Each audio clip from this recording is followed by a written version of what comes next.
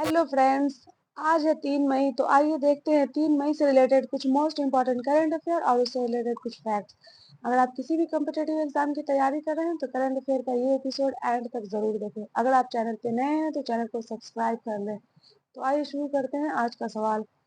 सवाल नंबर 1 है, हाल ही में 1 मई को DRDO ने कहाँ से स्मार्ट मिसाइल का परीक्षण किया है? ऑप्शन ए है उड़ीसा, ऑप्शन बी है गुजरात, ऑप्शन सी है असम या ऑप्शन डी है राजस्थान।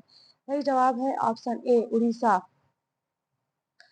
हाल ही में 1 मई को DRDO ने उड़ीसा के डॉक्टर APJ अब्दुल कलाम द्वीप से स्मार्ट मिसाइल का परीक्षण किया है। स्मार्ट मिसाइल, स्मार्ट का पूर्ण रूप होता है supersonic missile assisted release of torpedo system missile. Smart missile यह long range anti submarine missile है और इसका विकास DRDO द्वारा किया गया है और इसकी मारक क्षमता 643 किलोमीटर है। यह 20 किलोमीटर तक हल्के वजन वाले टॉर्पीडो को ले जा सकने में सक्षम है। आइए देखते हैं अगला सवाल। सवाल नंबर 2 है, हाल ही में भारत ने किस देश के कांके संथुराई बंदरगाह के विकास के लिए आर्थिक सहायता प्रदान की है? ऑप्शन ए है भूटान, ऑप्शन बी है ईरान, ऑप्शन सी है श्रीलंका या ऑप्शन डी है बांग्लादेश। सही जवाब है ऑप्शन बी श्रीलंका। हाल ही में भारत श्रीलंका के कांके संथुराई बंदरगाह को विकसित करने के लिए $6.15 करोड़ प्रदान करेगा और कांके संथुराई बंदरगाह पुडुचेरी के कराईकल बंदरगाह से महज 140 किलोमीटर की दूरी पर स्थित है। आइए देखते हैं अगला सवाल।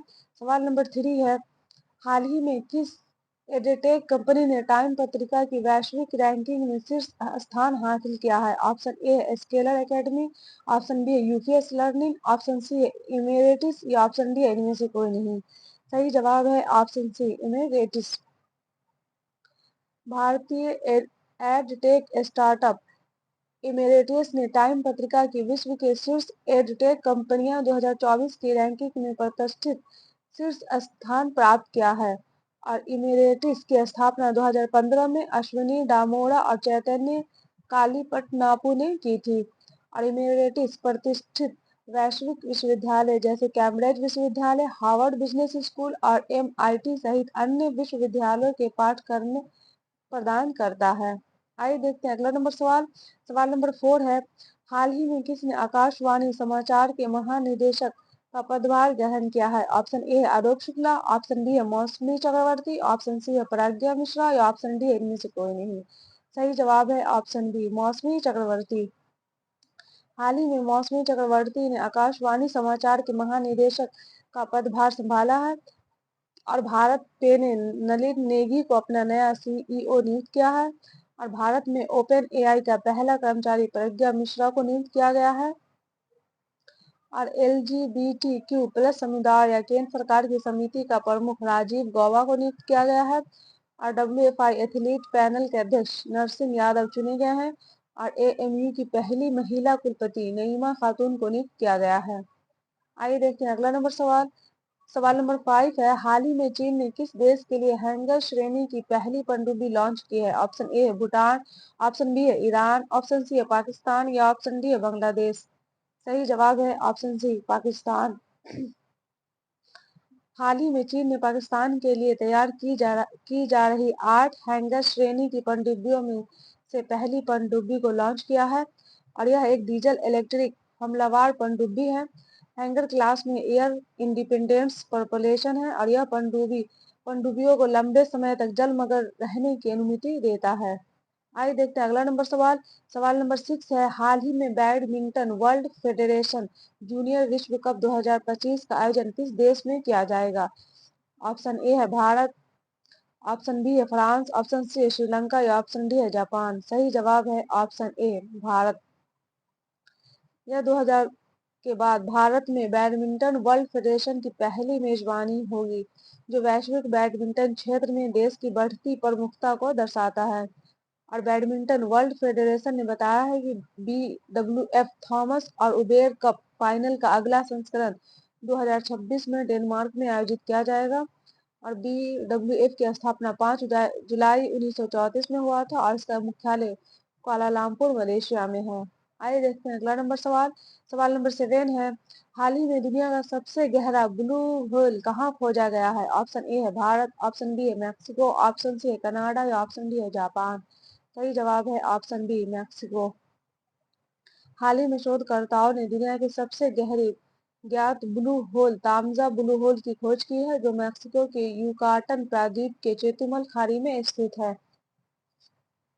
नए नापों से ये संकेत मिलता है कि तामजा ब्लू होल समुद्र के नीचे कम से कम 1380 किलोमीटर तक फैला हुआ है। आइए देखते हैं अगला नंबर सवाल।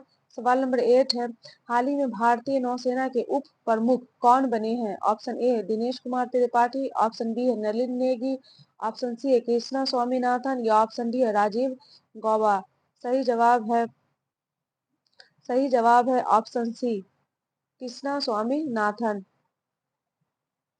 हाल ही में 1 मई को वाइस एडमिरल कृष्णा स्वामीनाथन को भारतीय नौसेना का वाइस चीफ बनाया गया है और कृष्णा को एडमिरल दिनेश कुमार त्रिपाठी की जगह नियुक्त किया गया है।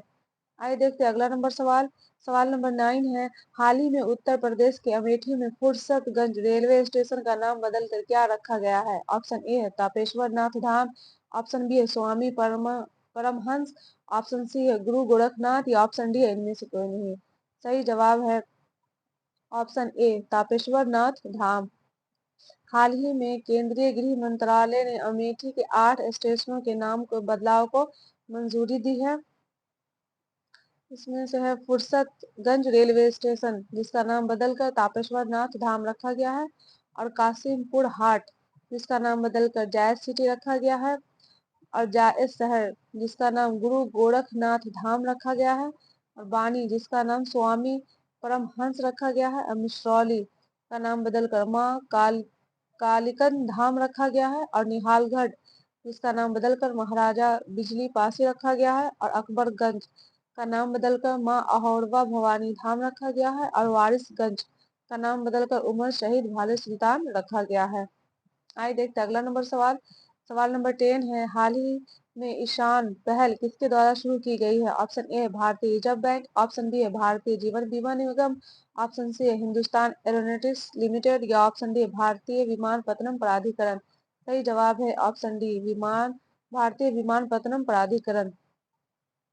भारतीय विमान भारतीय विमानपत्तनम प्राधिकरण ने ईशान यानी Indian single sky harmonised training management launch किया है, और इसका उद्देश्य भारत के उड़ान सूचना क्षेत्र को नागपुर से परिबंधित एक प्रणाली में एकीकृत करना है।